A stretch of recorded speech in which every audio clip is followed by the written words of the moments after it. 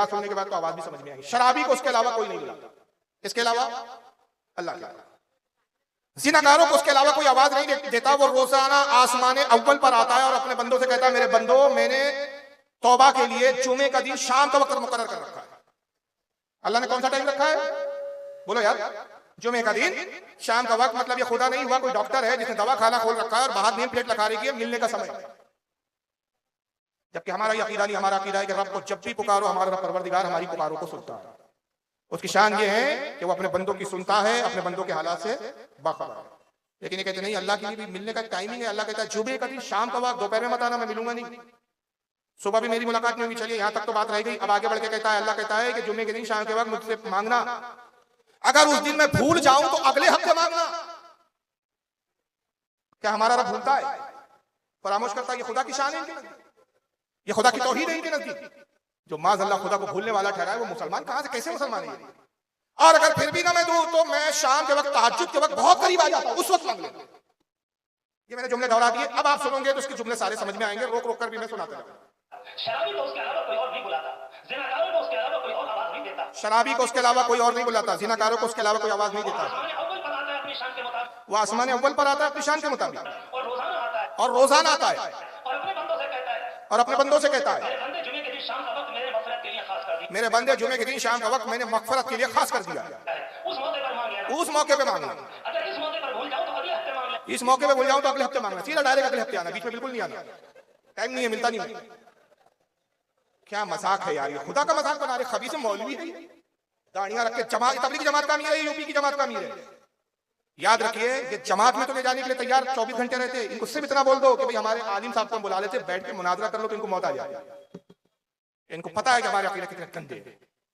अच्छा, फिर एक हफ्ते तो भूला, बात वहां भी खत्म नहीं हुई। जरा देखिए, भूल जाओ तो अगले हफ्ते मांग लेना, इस मौके पर भी भूल जाओ तो अगले हफ्ते मांग लेना। अगर ऐसा भी ना हो, रात में तहज्जुद के वक्त एक हफ्ते बाद मांगना, उस हफ्ते भूल जाऊं तो अगले हफ्ते मांग लेना। और बार बार अगर मैं भूल जा रहा हूं तो रात में आना। याददाश्त बिल्कुल भरपूर रहती है मेरी उसी में। क्या बदतमीज आदमी है, क्या बोले। तौहीन है कि नहीं अपने रब की? यार हमारे रब की शान इसी नहीं है। खुदा मेरे रब की शान कैसी है पता? एक जुमले में बात कर रहा हूं, मैं यहाँ बैठा हूं, आपके दिल में क्या चल रहा है मैं नहीं जानता, मेरे दिल में क्या चल रहा है आप नहीं जानते। ये तो अभी की बात है, प्रेजेंट की बात है, अभी हाजिर की बात है। अगर अल्लाह ने उम्र दी आपको और हमें 20 साल बाद, 30 साल बाद, मैं कहाँ रहूंगा, किस जगह बैठूंगा और किस वक्त, किस लम्हे, उस वक्त मेरे दिल में क्या ख्याल आएगा मैं नहीं जानता, मेरा रब जानता है। वो इतना बाखबर है, मगर उसको ऐसा बेखबर बना दिया इन जाहिलों ने। जुमे के वक्त आना, शाम के वक्त आना, मिलने का टाइम वही है। लेकिन अगर भूल जाऊं तो फिर अगले हफ्ते आना, सीधा फाइल दब जाती है, फिर अगले हफ्ते फाइल निकालेंगे। परसों का दिन है ना, शबे बारात की रात है ना, बड़ी मुबारक रात है। बस इस जुमले में एक बात अर्ज कर दूं, इससे मुंसलिक है लगते हुए। जनाब ईसा अलैहिस्सलाम सैर फरमा रहे, जंगल में जा रहे हैं। देखा कि एक सफेद पत्थर की चट्टान है, बैजवी शक्ल की। बैजवी कहते, बैजा कहते अंडे को, जैसे अंडा होता है गोल, उसी गोलाई का एक सफेद बहुत बड़ी चट्टान है। और इतनी खूबसूरत चट्टान है कि उससे रोशनी निकल रही है। सफेदी का ये आलम है, रोशनी का ये आलम है कि उस पत्थर से जो रोशनी है, शुआएं निकल रही है, जहां तक निगाह जाती है उस पत्थर से निकलने वाली रोशनी ही रोशनी नजर आती है। ईसा अलैहिस्सलाम उस पत्थर के इर्द गिर्द घूमने लगे, वो चट्टान के इर्द गिर्द घूम रहे और उसको हैरत से देख रहे। रब तबारक व तआला ने इरशाद फरमाया, ईसा इस चट्टान को तुम बड़ी हैरत से देख रहे हो। अर्ज किया, मौला ऐसी चट्टान, ऐसा खूबसूरत पत्थर मैंने आज तक नहीं देखा। रब ने फरमाया, ईसा इसके अंदर जो कुछ है अगर वो तुम देख लो तो और ज्यादा हैरत करो। क्या देखना चाहते हो इसके अंदर क्या है? अर्ज किया, मौला जरूर दिखा। अल्लाह ने इरशाद फरमाया कि ऐ ईसा इस चट्टान पर अपना हाथ रखो, ये शक होंगी, फटेंगी। आपने हाथ रखा, चट्टान फटी, एक रास्ता नमूदार हुआ। अंदर गए तो देखते हैं कि अंदर एक पूरी दुनिया है। दुनिया क्या है कि एक तरफ नहर बह रही है पानी की, एक तरफ नहर बह रही है दूध की। गोया दुनिया में ही एक जन्नत का टुकड़ा लाकर रख दिया गया। एक तरफ अंगूरों के खोशे लटके हुए, बेहतरीन फल है, बड़ी खुशबूदार हवाएं चल रही है, बड़ा बेहतरीन मंजर है। और एक बुजुर्ग है जिनकी दाढ़ी सफेद है, मूछे सफेद है, जुल्फे सफेद है, भवें सफेद है। बुजुर्ग की का आलम बता रहा है कि कई साल उम्र है इनकी, ये छोटी उम्र के नहीं है, और वो इबादत में मशगूल है, नमाज पढ़ रहे। जनाब ईसा अलैहिस्सलाम उस बुजुर्ग को देखते रहे। ये कौन है जो चट्टान के अंदर थे? वाकई चट्टान के अंदर का मंजर कुछ अलग ही है, ये दुनिया ही अलग मालूम होती है। इंतजार करते रहे, बुजुर्ग ने सलाम फेरा। जनाब ईसा अलैहिस्सलाम ने सलाम किया और कहा कि अस्सलामु अलैकुम। बुजुर्ग ने जवाब दिया, कहा मैं अल्लाह का नबी ईसा रूहुल्लाह। कहा नबी का ना मरहबा, खुश आमदीद है अल्लाह के नबी। कहा कि आप कौन है, अपना तारुफ बताएं, अपने बारे में बताएं, कब से चट्टान में आए? कहा कि मुझे 1000 साल हुए। मैं 1000 साल से चट्टान में हूं और 1000 साल से मैं सिर्फ अल्लाह की इबादत कर रहा हूं। मैंने जब कुछ अरसा इबादत की, अल्लाह मेरी इबादत से राजी हुआ और रब ने इरशाद फरमाया कि तू क्या चाहता है मांग। मैंने कहा मौला मुझे एक ऐसी जगह अता फरमा दे जहां मैं और तेरे सिवा कोई बंदा ना हो, कोई मखलूक ना हो, मैं बस तेरी इबादत करता रहूं और तुझे खुश करता रहूं, तुझे राजी करता रहूं और तू मुझसे राजी होता है। रब ने मेरी ख्वाहिश को पूरा किया। ये चट्टान में मुझे पनाह दी गई। ये जो पानी देख रहे हो उसको मैं पी लेता हूँ। ये दूध की नहर देख रहे हो, ये दूध पीकर मैं अपनी भूख मिटा लेता हूँ। ये अंगूरों के फलों के खोशे देख रहे हो, इन फलों और अंगूरों से मैं खा लेता हूँ। जितनी देर खाने में सर्फ होता है खाता हूँ, फिर अल्लाह की इबादत में लग जाता हूँ। इस तरह मैं 1000 साल से इबादत कर रहा हूँ। हज़रत ईसा ने जब सुना हैरत ज़दा हो गया, अर्ज़ किया मौला इस बंदे के नेकियों का क्या आलम होगा, कितना मकबूल बंदा होगा, कितना पसंदीदा तेरा बंदा होगा, कितना महबूब बंदा होगा तेरा। परवरदिगार 1000 साल से इबादत कर रहा है, कोई गुनाह का सवाल ही पैदा नहीं होता। ये किसी इंसान से मिलता नहीं है कि चुगली और गिबत करे, किसी का माल दबाता नहीं है, किसी का माल लूटता नहीं है, किसी से ना गुफ्तगू करता है, ना किसी के साथ कोई लेन देन का मामला, सिर्फ तेरी याद में मशगूल है। कोई गुनाह ही नहीं है इसके नाम अमाल में सिवाय नेकी के। ऐ रब्बे कदीर कितना मकबूल बंदा होगा। और अपने इरशाद फरमाया ईसा ताज्जुब न करो, मैं सबसे आखिर नबी मोहम्मद सल्लल्लाहु अलैहि वसल्लम जब भेजूंगा और अपने नबी को मबूस करूंगा और उस उम्मत को आखिरी उम्मत को भेजूंगा तो एक रात ऐसी अता करूंगा इस उम्मत को कि उस एक रात में जो कोई 1-2 रकात नमाज मेरी रजा की खातिर पढ़ लेगा, मैं 1000 साल की इबादत का सवाब अता करूंगा। कहा मौला वो रात कौन सी है? कहा वो शब बारात की रात है। जनाब ईसा सजदे में गए, मौला जिस उम्मत का और जिस नबी का आलम ये कि 2 रकात नमाज पढ़े एक रात में 1000 साल की इबादत का सवाब पाए। ऐ परवरदिगार मुझे उस उम्मत से फरमा दे। अल्लाह ने दुआ कबूल की और कयामत के करीब ईसा अलैहिस्सलाम हमारे नबी की उम्मत में तशरीफ लाएंगे, मगर नबी की हैसियत से नहीं, बहैसियत उम्मत ही तशरीफ लाएंगे। उन चीजों को क्यों नहीं बताते तुम कि हमारा इख्तिलाफ क्या है? कौन को गुमराह करने के लिए कहते हैं भाई बरेलियों से सुन्नियों से हमारा इख्तिलाफ फातिहा पर है। याद रखिए फातिहा पर हमारा इनका कोई बुनियादी इख्तिलाफ नहीं, कब्रों की हाजिरी पर इन पर हमारा इख्तिलाफ नहीं, इस शब बारात मनाने और न मनाने पर इख्तिलाफ नहीं, हलवा पकाने और न पकाने पर इख्तिलाफ नहीं, हमारा इनका चादर कब्रों पर चढ़ाने को लेकर इख्तिलाफ नहीं। हकीकी इख्तिलाफ ये है कि इनके मौलियों ने, देवबंदियों ने, तबलीग वालों ने ऐसी किताबें लिखी, ऐसी बातें लिखी, ऐसे अकीदों के प्रचार किए जो इस्लाम के मुताबिक कुफ्र थे। ये असली इख्तिलाफ। देवबंदी जमात के जो अकाबिर सबसे बड़े माने जाते हैं, जिन्होंने देवबंद का मदरसा बनाया, एक वक्त ही आया कि उनको अचानक खत सवार हुआ कि मैं भी नबी बन सकता हूं। यह इख्तिलाफ शुरू यहां से हुआ और उन्होंने इब्तिदा ये की कि उनके सवाने निगारों ने उनके बारे में लिखा कि बचपने में उनको क्या क्या होता था। उनके साथ एक किताब देखते चले आए, सवाने कासमी। और बाबहांगे दो वाले ऐलान कर रहा हूं, वीडियो बन रही है इंटरनेटों पे, मेरे वीडियो मौजूद है। एक हवाला गलत साबित कर दो, जो चोर की सजा मेरी सजा, और 1 लाख रुपए नकद इनाम ले जाओ। एक हवाला गलत, टंके की चोट पे बोलता हूँ, स्क्रीन पे दिखा के बोलता हूँ, किताब टेबल पे रख के बोलता हूँ और मुनाजरों के चैलेंज के साथ। मगर ये खुद जानते हैं कि हमारी किताबों में लिखा है, इसलिए इनके मौलवी सामने नहीं आते। उन टॉपिकों पे बात करते हैं जो एक्चुअल में बुनियादी इख्तिलाफ नहीं है। हम कहते तुम सारी जिंदगी हमारे किसी बुजुर्ग की कब्र पे मत जाओ, हमें क्या पड़ी है? अरे हमारा बुजुर्ग ही नहीं चाहता तुम जैसा खबीस हम उनकी कब्र पर आए। हमने कभी नहीं कहा तुम हमारे मिलाद नबी के जुलूस में आओ, हमारा जुलूस इतना मुकद्दस है, तुम जैसे खबीसों की जरूरत ही नहीं है हमारे जुलूस में।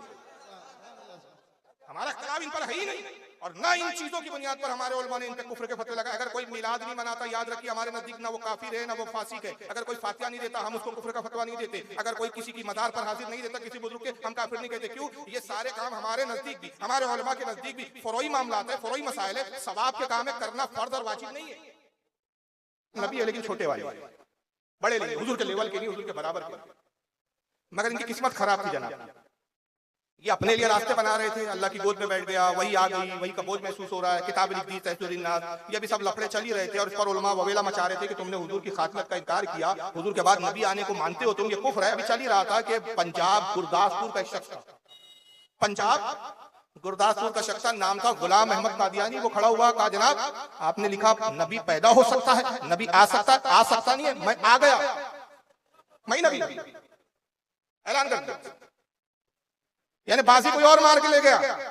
हुआ ये कि खाना आपने अपने लिए पकाया, आके कोई और खा के चला गया। बिस्तर आपने अपने लिए बिछाया, सामने वाले ने आपको धक्का देके गिरा दिया, खुद ही आपके बिस्तर पे सो गए, मुंह का निवाला छीन लिया उसने। कम अब ये बुखला के सारे देवबंदी में हलचल मच गई। अरे साहब ये तो बाजी ले गया, गुलाम अहमद कादियानी ने खुद नबुव्वत का दावा कर दिया। तो अब देवबंद के मौलवी बुखला गए और उस वक्त एक थानवी साहब के शागिर्दों में एक मौलवी थी, मौलवी अताउल्लाह बुखारी।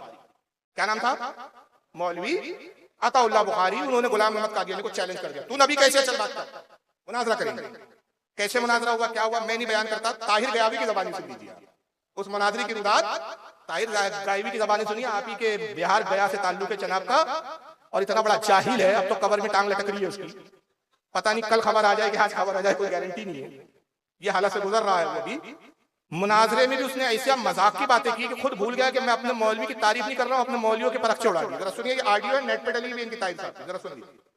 ये फोटो मैंने लगा दी ताकि आप ये भी देख लें कि ये दुपट्टे में जो ओढ़े हुए हैं ना, ये ताहिर गया अभी रुमाल जोड़े हुए, और ये जो बाजू में एक फोटो दिख रही है आपको, ये अताउल्लाह बुखारी। अब ताहिर गया अभी साहब रुदार बयान कर रहे हैं, जरा सुनिए। कुरान से अपनी नबूवत साबित करता था, कहा था मुबश्शिरम बिरसूलिन याती मिन बादी इस्मुहु अहमद। अब देखिए दलाइल, कुरान से अपनी नबूवत साबित करता था, कहा था मुबश्शिरम बिरसूलिन याती मिन बादी इस्मुहु अहमद। अल्लाह के रसूल खुद बशारत देते हुए आए थे कि मेरे बाद एक पैगंबर आएगा, एक रसूल आएगा उनके बाद, जिसका नाम होगा अहमद, मैं गुलाम अहमद वही रसूल। हजरत मौलाना अताउल्लाह शाह बुखारी रहमतुल्लाह अलैह ने फरमाया, अरे बेवकूफ गधुल लजी खरदिमा, आयत में तो इस्मुहु अहमद है और तेरा नाम है गुलाम अहमद। आने वाले का नाम अहमद बताया गया, तू तो अहमद नहीं, तो गुलाम अहमद है। तो कादियानी साहब बोलने लगे कि देखिए हुजूर, असल नाम हमारा तो सिर्फ अहमद है, वो तो माँ बाप ने गुलाम बढ़ा दिया है। मेरा प्योर खालिस नाम तो सिर्फ अहमद ही है, माँ बाप की गलती से गुलाम बढ़ गया, इसलिए उस गलती को छोड़िए, जो खालिस नाम है वो तो अहमद ही है। तो मौलाना अताउल्लाह शाह बुखारी रहमतुल्लाह अलैह ने फरमाया कि अच्छा, मैं तो समझ रहा था कि ऐसा हादसा मेरे ही साथ हुआ है, लेकिन आपके साथ भी ऐसे ही हादसा हो गया। मेरा भी नाम सिर्फ अल्लाह था, ये तो माँ बाप ने गलती से उसके पहले अता लगा दिया तो अताउल्लाह हो गया। मैं समझ रहा था कि तन्हा मेरे ही साथ ये हादसा हुआ है, लेकिन अजीब इत्तिफाक है कि आपके साथ भी यही वाकया हो गया। आपका नाम अहमद था, गुलाम आपके माँ बाप ने बढ़ा दिया, मेरा नाम अल्लाह था, अता मेरे माँ बाप ने बढ़ा दिया। चलिए आप भी सही, मैं भी सही, चलिए आप भी सही, मैं भी सही, लेकिन सवाल पैदा होता है, जब मैं अल्लाह हूं तो नबी तो मैंने बनाया नहीं आपको, नबी बने कैसे तुम? मामला तो फिर फंसे का पता लग गया। तो कादियानी अहमकुन्नास, कादियानी अहमकुन्नास से बड़े तो अहमकुन्नास तुम हो जनाब। मुनाजरा समझ में आया? बकौल ताहिर गयाबी साहब के अताउल्लाह बुखारी से मुनाजरा हुआ। सबसे पहली जहालत सुनी अताउल्लाह बुखारी की, उसने कहा तू नबी है, इसकी दलील दे। ये दलील मांगना ही कुफ्र है। याद रखिए, अहले सुन्नत का अकीदा है कि हुजूर के बाद अब कोई नबी नहीं आएगा। ये अकीदा ऐसा है कि सूरज मशरिक से निकलने की बजाय मगरिब से निकल सकता है, लेकिन कोई नबी आई हम मानने के लिए तैयार। तो जब ये अकीदा इतना पुख्ता है तो ये कहना दलील दे तू अपने नबी होने की, तो अगर वो दलील दे दे तो क्या आप नबी मान लेंगे उसको? माज़अल्लाह। हमारा ईमान तो ये अल्हम्दुलिल्लाह ऐसा कि अगर कोई आके चांद के टुकड़े भी कर देना हम कहेंगे तू नबी नहीं हो सकता। ये शोबेबाजी, ये है हमारा कुरान पे, अल्लाह की किताब पे। ये कहते दलील दे, तो गुलाम अहमद कादियानी ने दलील दी और कुरान की आयत पढ़ी, पारा नंबर 28 सूरह अस-सफ आयत 6 पढ़ी। इन्होंने पारा वगैरह नहीं बताया, डायरेक्ट आयत सुनाई। मैं आपको पारा नंबर, सूरा नंबर, आयत नंबर भी बताया। पारा 28 सूरह अस-सफ आयत 6। गुलाम अहमद कादियानी ने अपने नबुव्वत की दलील दी कि कुरान ने मेरा जिक्र कहा, मुबश्शिरम बिरसूलिन याती मिन बादिही इस्मुहु अहमद। कहा ईसा अलैहिस्सलाम ने कहा, ईसा के जुमलों को कुरान में अल्लाह ने बयान किया कि मैं तुम्हें एक आने वाले रसूल की बशारत देता हूं जिसका नाम अहमद होगा। कहा वो अहमद मैं, मेरा ही नाम अहमद है। हालांकि ये अहमद ये मरदूद नहीं है और ना कोई और अहमद है। खुद आका की हदीस सही बुखारी के हुजूर फरमाते मेरा जमीन पे नाम मोहम्मद है और आसमान में नाम अहमद है। या आसमानी नाम का तस्करा किया जनाब ईसा। लेकिन गुलाम अहमद कादियानी ने दलील दी तो अताउल्लाह बुखारी ने कहा कि कुरान में तो अहमद आया है, लेकिन तेरे नाम से पहले तो गुलाम है, तू तो गुलाम अहमद है, अहमद तो नहीं है। तो असल में जब मैं पैदा हुआ तो मेरे माँ बाप को थोड़ी पता था मैं नबी हूं, उन्होंने गलती से गुलाम रखा, मेरा असली नाम तो अहमद है। तब अताउल्लाह बुखारी बेवकूफ का जवाब सुनिए, अच्छा मैं समझा ये हादसा मेरे ही साथ हुआ है, पता चला ऐसे हादसा आपके भी साथ हुआ। असल में मैं तो अल्लाह हूं। जब पैदा हुआ मेरे माँ बाप ने जाना नहीं कि अल्लाह साहब पैदा हो गए, तो उन्होंने अता लगा दिया नाम से पहले, तो अताउल्लाह हो गया। हकीकत तो यह कि मैं अल्लाह हूं, और जब मैं अल्लाह हूं तो मैंने तो आपको नबी बनाया नहीं, तो आप कैसे बने? ये दलील दी। यानी कहने का मतलब सीधे शॉर्टकट जुमले में ज्यादा तफसीर नहीं कर रहा हूँ, मुख्तसर जुमले में बता दूं कि इसका मतलब ये हुआ कि उसने तो झूठे नबुव्वत का दावा करके मुस्लिमा कज़्ज़ाब के तरीके पे अमल किया, मुख्तार सकीफी पे अमल किया, अस्वद अंसी पे अमल किया। इन्होंने कहा बे अगर तू मुस्लिमा कज़्ज़ाब है अपने वक्त का, तो हम भी नमरूद और फिरौन से किसी तरह कम नहीं। तू अगर नबुव्वत का दावा करेंगे तो हम खुदा ही दावा करेंगे। ये है जमात के मुनाजिरों के हाल और जमात के उलमा के हाल। अब नतीजा क्या हुआ कि ये किताब जब आई तहज़ीरुन नास, तो आला हज़रत फाज़िल बरेलवी ने इस किताब की इबारत और इस किताब को सऊदी अरब के उलमा के सामने पेश किया। खुद फतवा नहीं लगा दिया अकेले का, अपनी राय नहीं लेकर खड़े हो गए कि मैं जो कह रहा हूं वही बस हक है और सही है।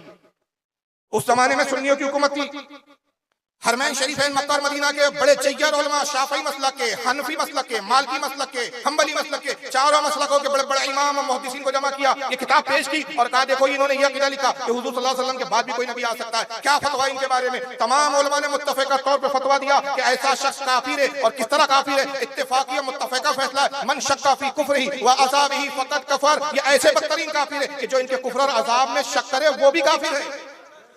हुजूर का आखिरी नबी होना मुसल्लम है कुरान और हदीस से और इजमा से साबित, इसका इनकार कुफ्र है।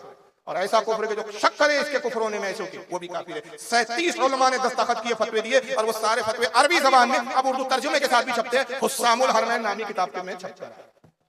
ये हुस्सामुल हरमैन आज भी मिलती है, जिसमें अरब के उलमा के फतावे मौजूद है। आप मार्केट से जहां हमारे सुन्नियों का मकतबा हो, कहीं भी शायद पटना में आपको मिल जाए, आपके इलाके में तो मेरे ख्याल से मकतबा होगा नहीं, पटना में मिल जाएंगे आपको, बिहार में। और अगर यहाँ ना मिले तो आप दिल्ली, बरेली शरीफ, कहीं से भी जहाँ सुन्नियों के बड़े मराकिज है, या हत्ता के नागपुर में भी आपको किताब मिल जाएंगी, बम्बई में मिल जाएंगी। हुस्सामुल हरमैन लाए, घर में देखें, उर्दू तर्जमा भी है, साथ में अरबी भारती भी है, जो अरब के उलमा के फतवा। तो नबुव्वत का इनकार किया, नबी का इनकार किया। लेकिन बड़ी हैरानी होती है इस फिरके को देखकर कि हमारे आका की नबुव्वत पर इत्मीनान नहीं है इनको, रसूलुल्लाह की नबुव्वत पर तसल्ली नहीं है। ये हुजूर को छोड़कर दूसरे नबियों को तलाश कर रहे हैं। अभी हाल ही का बयान है, अभी 1 महीना भी पूरा नहीं हुआ और ये अभी मसला चल ही रहा है। देवबंदियों की जो सबसे बड़ी इस वक्त जो जमात है, जिसका नाम है जमीयतुल उलमा हिंद, उसके सदर साहब है। शक्ल से पहचानते कौन है? ये अरशद मदनी है। नेट पे छाए में बड़ा सम्मेलन लिया दिल्ली में और क्या बकवास की उन्होंने, जरा सुनिए किन लोगों को नबी मानने के चक्कर में नबी को होते हुए दूसरे नबी ढूंढ रहे हैं। कितने बड़े अहमक है ये, देखिए।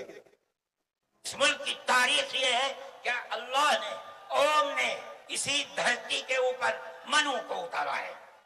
मनु यानी आदम को उतारा है। उनकी बीवी हम हव्वा कहते हैं, वो हमवती कहते हैं, उसको उतारा है। हम उसी के पूर्व, वही हमारे पूर्वज हैं, सबके पूर्वज हैं, नबियों के पूर्वज हैं, रसूलों के पूर्वज हैं, हिंदुओं के पूर्वज हैं, मुसलमानों के पूर्वज हैं, ईसाइयों के, सारी दुनिया के। हमने उनके कदमों के ऊपर सर रखा हुआ है। बड़े बड़े धर्म गुरुओं से पूछा, जब कोई नहीं था, न श्री राम थे, न ब्रह्मा थे, न शिव थे, जब कोई नहीं था तो सवाल पैदा होता है कि मनु पूजते किसको थे? कोई कहता है कि शिव को पूजते थे, लेकिन उनके पास इल्म नहीं है। बहुत कम लोग ये बताते हैं कि मनु कुछ नहीं था दुनिया में, वो ओम को पूजते थे। मैंने कहा ओम कौन है? बहुत से लोगों ने कहा कि वो एक हवा है जिनका कोई रूप नहीं है, कोई रंग नहीं है, वो दुनिया में हर जगह है, हवा हर जगह है। उन्होंने आसमान बनाया, उन्होंने जमीन। मैंने कहा कि अरे बाबा, इन्हीं को तो हम अल्लाह कहते हैं, इन्हीं को तो तुम ईश्वर कहते हो, इसी को तो हम अल्लाह कहते हैं। फारसी बोलने वाले खुदा कहते हैं, अंग्रेजी बोलने वाले गॉड कहते हैं। इसका मतलब यह है कि मनु एक अल्लाह, मनु यानी आदम, एक ओम यानी एक अल्लाह को पूजते थे।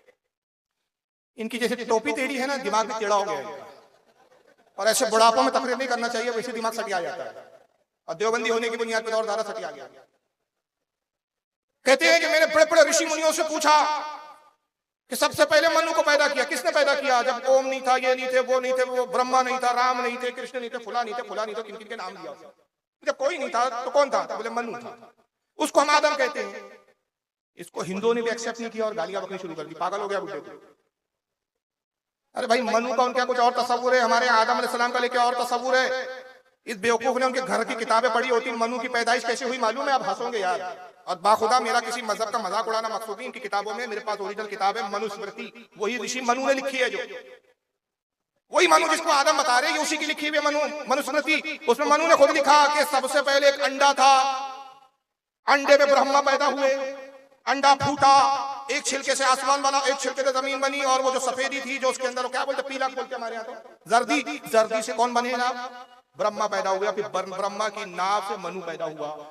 मुझे बताइए, क्या आदम की तख्लीक के बारे में यही तस्वुर है हमारे? क्या कुरान में यही था? कुरान तो कहता आदम को हमने मिट्टी से पैदा किया। खुदा किसी से पैदा नहीं हुआ, लम यलिद वलम यहां तो मनुस्मृति में मनु खुद लिख रहा है कि ईश्वर पैदा हुआ अंडे में से निकला। हमारा खुदा तो अंडों में से नहीं निकला, कहां से मनु और अल्लाह एक आ गए, मनु और आदम एक आ गए। फिर अल्लाह और ओम एक ही है, तो मनु किसको पूछते थे? तो कहने लगे जनाब ओम को पूछते थे। अच्छा, तो हमने कहा ओम क्या है? तो हिंदुओं ने कहा कि भाई ओम एक हवा है। आप खुदा को हवा मानते हैं? ये हवा चल रही है तो क्या खुदा चल रहा फिर रहा है? इस सटियाई में बुद्धि की सटियाई भी बात है। अल्लाह एक हवा है, ओम हवा है। हमने कहा अरे बाबा उसी को तो हम अल्लाह कहते हैं, तो ओम को हम अल्लाह कहते हैं। तो अगर अल्लाह और ओम एक ही है तो बेटा कल से मस्जिद में ओम नमः शिवाय का वजीफा शुरू कर दो।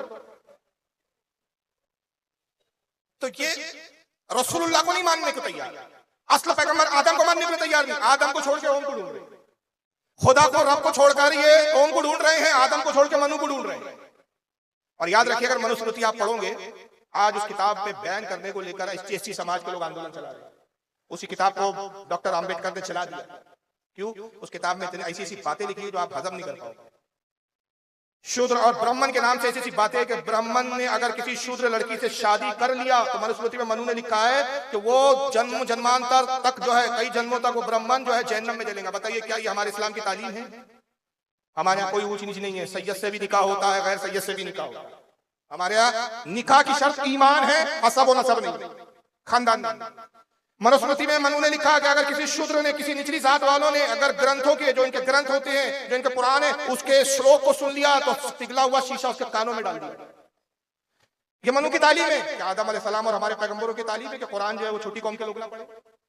अरे हमारा मजहब तो इतना प्यारा है कि हमारे यहाँ कौम और कौमियत को नहीं देखा गया, लियाकत और इल्म को देखा गया, काबिलियत को देखा गया। वक्त का सैयद ज़ादा हो, आले रसूल हो, लेकिन अगर एक इमाम अंसारी बिरादरी का हो, मंसूरी बिरादरी का हो, किसी भी बिरादरी का हो, मगर आलिम है, इल्म है, तो वक्त का सैयद उसके पीछे नमाज पढ़ता है और ये नियत करके कहता है पीछे इस इमाम की। हमारे यहाँ मेरिट की बुनियाद पर जो है आदमी की अहमियत है, खानदान की बुनियाद पर नहीं। मगर मनुस्मृति तो ये कहती है जो ओम की तालीम है, एक मनु ऋषि की तालीम है, और ये मनु को आदम बता रहे थे। बात यही नहीं खत्म होती, इनको भी सुन लीजिए महमूद मदनी साहब को, ये अभी लेटेस्ट बयान है। मैं बताना चाहता हूँ ये जमात सिर्फ नमाज की आड़ में ले जा रही है। ईमान किस पर लाना, तुम ईमान किस पर लाना चाहती है जरा देख लीजिए। और आपका भी ईमान किस पे बनवा रही है? आदम को छोड़ो, आदम को छोड़ के मनु को मानो, ईसा और दूसरे नबियों को छोड़ो, राम और कृष्ण को मानो। जरा सुनिए मदनी साहब का जवाब बयान है। हैं, मुशरिक होते हैं, काफिर होते हैं, मुसलमान होते हैं, मुनाफिक होते हैं, 4-5 टर्मिनोलॉजी अलग अलग इस्तेमाल। तो अगर किसी को ऐसा लगता है कि वो इनको हिंदुओं को या जो भी नन मुस्लिम है उसको काफिर बताएं, ये गलत है। हिंदुओं को या जो भी नन मुस्लिम है उसको काफिर बताएं, ये गलत है। उसमें तो ये कहा गया कि शिब्ह अहले किताब है, नियरेस्ट जो है वो अहले किताब है। यहाँ के लोगों के बारे में ये कहा गया। बात इतनी ज्यादा लोगों के बीच कैसे फैल गई जब कुरान? उन्होंने तो कहा मौलाना हजरत मौलाना कासिम नानोतवी रहमतुल्लाह अलैह ने लिखा है कि मैं जब उनकी तालीमात देखता हूँ तो मुझे ऐसा लगता है कि श्री रामचंद्र जी के बारे में और श्री कृष्ण जी के बारे में, दोनों के बारे में लिखा है, किताब लिखी है कि उनकी तालीमात तो मतलब टीचिंग्स, जब हम टीचिंग्स देखते हैं उनकी तो हमें ऐसा लगता है कि वो नबी थे। अब एक और नबी बढ़ गए, राम तो थे, मनु, शंकर, राम, एक नबी का इजाफा हो गया कृष्ण। बढ़ते जा रहे हैं नबी जमात में। पता नहीं ये इनको नबी बनाने में इनको कौन सा सवाब मिलने वाला है। कृष्ण का किरदार क्या है आपको नहीं मालूम? खुद उनके मजहब जो मज़ाहिब के लोग मानते हैं, अव्वल तो वो अपने मजहब के एतबार से इनको नबी नहीं मानते, अवतार मानते, खुदा का, ईश्वर का अवतार मानते। उसके बाद जो कैरेक्टर बताते हैं, कैरेक्टर भी किसी नबी का नहीं हो सकता। मसलन गोपियों के बीच रहना, गोपियों के कपड़े उठा के लेके भाग जाना, नाती भी गोपियों के कपड़े उठा के भाग जाना। मैं ज्यादा खोल के बोलना नहीं चाहता, आपको पता है क्या ऐसे किरदार नबियों के किरदार रहे हमारे? कहां से आपने सबूत ला दिया? कासिम नानतवी साहब तो अभी अल्लाह की गोद में ख्वाब देख रहे थे, अब उनको ये भी दिख गया कि साहब राम की हम तालीम देखते हैं, शंकर कृष्ण की तालीम देखते हैं, तो हमको लगता है नबी। और तो पहले क्या कहा कि हिंदुओं को काफिर नहीं कह सकते आप, गलत है, माअज़ल्लाह अस्तग़फिरुल्लाह। याद रखिए इस्लाम के अलावा, मुसलमानों के अलावा जितनी कौमें सब काफिर है, और काफिर कोई गाली नहीं है। ये बहुत गलत प्रोपेगेंडा चलता है, गैर मुस्लिमों के दिमागों में कुछ लोगों ने डाला है कि साहब तुमको काफिर बोलते हैं, गाली है। याद रखिए काफिर कहना किसी को गाली नहीं है, ये अरबी जबान का लफ्ज है। काफिर के मायने होते इनकार करने वाला। क्या मायने होते हैं? इनकार करने वाला। हमारे दोस्त है पप्पू नाम है, हमारी मोहल्ले में रहता है, गैर मुस्लिम है, RSS में है। एक दिन मुझसे कहने लगा यार तुम काफिर काफिर बोलते हो, गाली बकते हो। मैंने कहा 2 मिनट में पप्पू तुम्हें समझा दूंगा, मुझे ये बताओ अल्लाह एक है कि 365-36 कोटि है? बोले हम तो 36 कोटि को मानते हो। मैंने कहा एक खुदा की तरफ मैं बुलाता हूं। नहीं हम एक खुदा को नहीं मानते। मैंने कहा इनकार किए, इसी को कहते हैं डेट इज कॉल्ड काफिर, इनकार करने वाला। भाई सूरज को मत पूछो, एक अल्लाह की पूजा करो। आपने इसका इनकार किया तो हमने कहा काफिर, यानी हमारे पैगाम को, हमारी बात का इनकार करने वाला। तो गाली थोड़ी है, और ये लफ्ज तुम्हारे लिए नहीं। अगर हमारा मुसलमान होकर भी कोई नमाज का इनकार कर दे उसको भी हम काफिर कहते हैं, कोई रोजे का इनकार कर दे उसको भी हम काफिर कहते हैं। तो काफिर कोई गाली नहीं है, तो इतना घबराने की जरूरत नहीं थी जनाब को। उसने पूछा है एंकर ने सवाल कि आप हिंदू को काफिर कहते हो, तो कहता है नहीं देखिए वो काफिर कहना दुरुस्त नहीं।